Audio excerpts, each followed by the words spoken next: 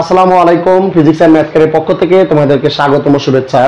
আজকে তোমাদের সপ্তম শ্রেণী, অষ্টম শ্রেণী, নবম শ্রেণী, দশম শ্রেণী এবং এসএসসি পরীক্ষার্থীদের জন্য আমি একটা এমসিকিউর প্রশ্ন নিয়ে এসেছি, যেটা খুব সহজে মাত্র 5 সেকেন্ডে তোমরা কি করতে পারবা, এর সমস্যা সমাধান করতে পারবা। তো এই সমস্যা সমাধান করার জন্য চলো আমরা কিছু টেকনিক অবলম্বন করব। তো আজকে দেখো আমার ভিডিওটাতে, তো আমাদের দেখো দেয়া আছে a অনুপাত b = 2 অনুপাত 3 হলে এবং b অনুপাত c = 4 অনুপাত 7 দেয়া আছে। তাহলে 4:7 হলে a অনুপাত b অনুপাত c এর মান কত? তাহলে তিনটার মান তোমাকে বের করতে বলছে। তো আমরা লিখবো যে দেওয়া আছে, দেখো a অনুপাত b = দেয়া আছে 2 অনুপাত 3। আচ্ছা, এরপরে নিচে লিখবা b অনুপাত c = দেয়া আছে 4 অনুপাত 7। তো দেখো এই অঙ্কটা যদি করার জন্য আমরা একটা সহজ একটা বুদ্ধি অবলম্বন করব। তো প্রথম কাজ, তোমরা এই 4 দিয়ে দুটারই গুণ করবা। 4 দিয়ে কি করবা? দুটারই গুণ করবা। তাহলে 4 দুগুণে 8, 3 4 12। এরপরে দেখো, তাহলে আমাদের প্রথম কাজটা শেষ। এরপরের কাজ, তোমরা এই 3 দিয়ে নিচের দুটাকে গুণ করবা। প্রথমে 4 দিয়ে কি করলাম, এই প্রথমে 4 দিয়ে উপরেরটাকে গুণ করছি, যে 4 দুগুণে 8, 3 4 12। এরপরে 3 দিয়ে তোমরা নিচেরটাকে গুণ করবা।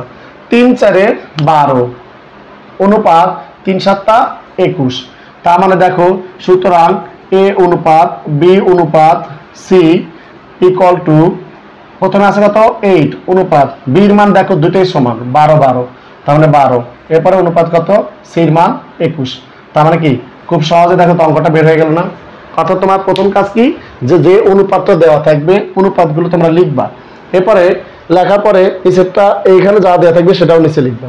তারপরে প্রথম কাজ, যে এই নিচেরটা দিয়ে উপরের দুইটাকে তোমরা গুণ করবা। তাহলে 4 দুগুণে কত? 8, 3 4 12। এরপরের কাজ, এই নিচে দ্বিতীয়টার প্রথম অনুপাতের দ্বিতীয় পদ দ্বারা তারপরে নিচের দুটাকে গুণ করবা, যে 3 × 4 3 4 12, 3 × 7 = 21। তার মানে এর মান পেলাম হচ্ছে কত? 8। বি দুটোই দেখো দেয়া আছে b অনুপাত b, এই যে b অনুপাত b 12 এবং c এর মান দেয়া আছে কত? 21।